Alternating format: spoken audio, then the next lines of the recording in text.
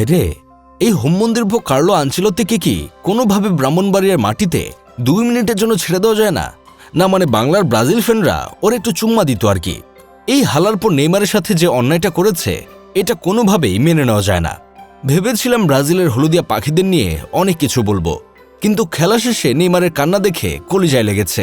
এই দুঃখী রাজপুত্রের ফুটবল ক্যারিয়ারটা শেষ হলো মাঠের বাইরে থেকে নিজের শরীরের সাথে যুদ্ধ করতে করতে। দেশের জার্সির জন্য বছরের পর বছর নিজের সবটুকু উজাড় করে দেওয়া মানুষটা শেষ পর্যন্ত বিশ্বকাপ থেকে বিদায় নিলেন কান্না ভেজা চোখে।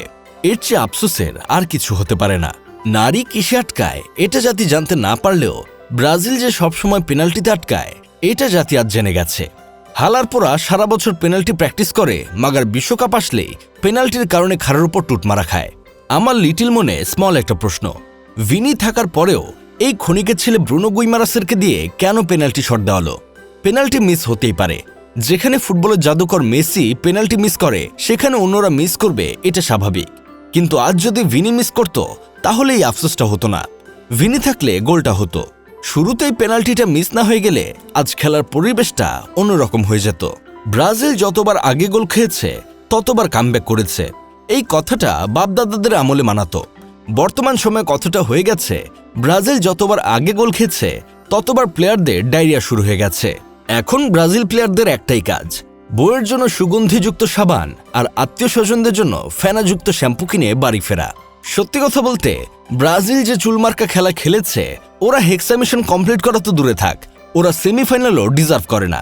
তবে ব্রাজিল হেক্সা মিশন কমপ্লিট করেছে অন্যভাবে, টানা 6 বার বিশ্বকাপে ফাইনাল ম্যাচ খেলতে না পেরে। ইজি গোল মিসের জন্য যদি ব্যালন ডিওর থাকতো, ব্রাজিলের ট্রফি রাখার জন্য আলাদা একটা মিউজিয়াম লাগতো। গত ম্যাচে মাত্র 4টা সুযোগ পেয়ে 3টাই গোল করেছে মরক্কো, আর আজকের ম্যাচে ব্রাজিল অন্তত 7-8টা পরিষ্কার সুযোগ মিস করেছে। ব্রাজিল দলের সবচেয়ে চুলপাকনা প্লেয়ার হয়েছে এন্ড্রিক। মাঠে নেমেই একটা ইজি সুযোগ পেয়েছিল, সেটাও কাজে লাগাতে পারেনি। হোমমন্দিরপো মাঠে নেমে এক মাথা থেকে আরেক মাথা দৌড়াদৌড়ি করবে, মাগার বলের সাথে তার কোনো সম্পর্ক নাই। তবে ব্রাজিল ফ্যানরা মন খারাপের কিছু নেই। ব্রাজিল হেরে গেছে তো কি হয়েছে, পর্তুগাল তো এখনো আছে।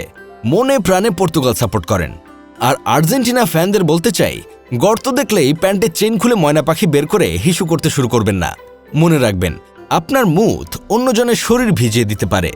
ব্রাজিল হেরেছে এতে আমার যতটা না মন খারাপ লাগছে, তার চেয়ে বেশি মন খারাপ লাগছে আমার বন্ধু কেরামত ও স্যার জাফর ইকবালের জন্য। কেরামত বেচারা রাতে গাছে উঠেছিল ব্রাজিলের পতাকা নামাতে, গাছ পিচ্ছল থাকায় পড়ে গিয়ে পা ভেঙে ফেলছে। কেরামতের এখন একটাই দাবি, তার হাসপাতালের খরচ ব্রাজিল টিমের বহন করতে হবে।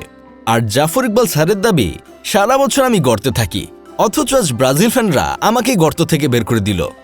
যাই হোক, শেষমেশ আমি গোলাম হোসেন একটা কাজের কথা কই, ব্রাজিল হেরে যাওয়াতে বিশ্বকাপ তার রং হারিয়েছে, এটা আসলেই সত্যি কথা। বাংলাদেশি ব্রাজিল ভক্তদের এখন একটাই কাজ, তান্ত্রিক ধরে জাদু টাদু করে যে কোনো মূল্যে আর্জেন্টিনাকে হারানো।